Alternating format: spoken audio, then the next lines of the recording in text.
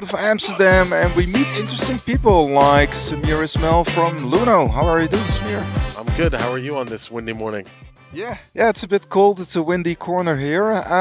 So yeah, you had a talk yesterday at Bitcoin Wednesday about regulation, actually, crypto regulation. Yeah, what's your take on that? Yeah, I think it was a great crowd. It's a very different crowd, and they're very kind of technical minded and stuff. But I think we had a good discussion. There were lots and lots of interesting questions around, like, regulation, the value of it, the place it has in the ecosystem.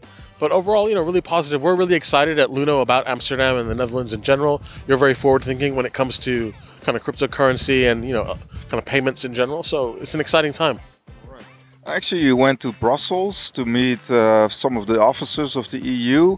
What was the kind of vibe you taste there in Brussels? I think that, like in Brussels, they're really coming to terms with the fact that cryptocurrency is a thing that's here to stay.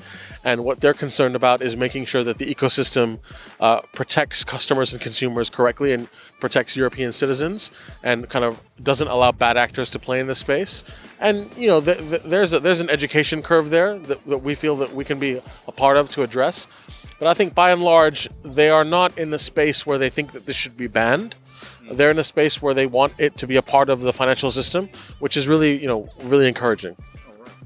What's your take on the fifth directive, actually, from the anti-money laundering law? I mean, so like MLD5, I think, is a good start to kind of incorporate virtual currencies into like the regulatory framework.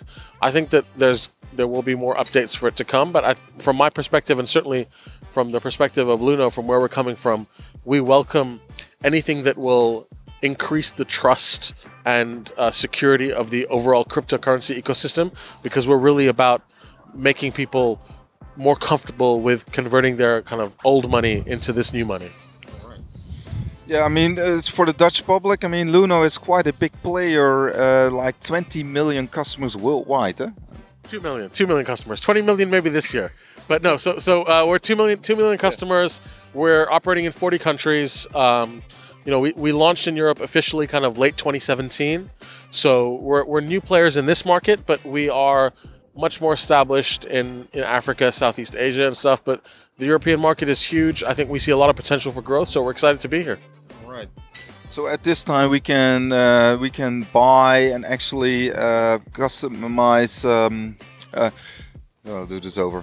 So at this time we can actually buy Bitcoin, Ethereum at Luno. Are there any chances we can go into other cryptocurrencies? So we get this question a lot. I think that the best thing that I can say is that we continuously evaluate other cryptocurrencies and other coins to see what is appropriate. But currently, we see Bitcoin and Ethereum as the two most important. Right. And you, as a chief compliance officer, do you have a role in actually, looking at currencies, or? So compliance is at the heart of everything that we do at Luno. So in any conversation we're having about product or about the customer journey or whatever, legal, risk, and compliance are part of that conversation.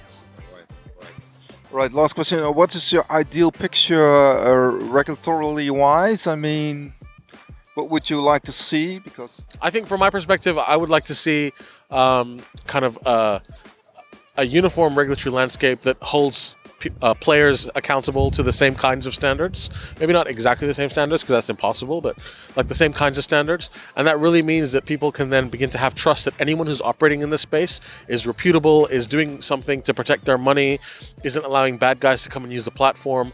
And really, we get rid of these kind of horror stories that we get every 2 or 3 weeks about this exchange being hacked or this key being lost or this kind of fraud or whatever, because that damages the entire industry. And if the industry succeeds, then we all succeed. All right.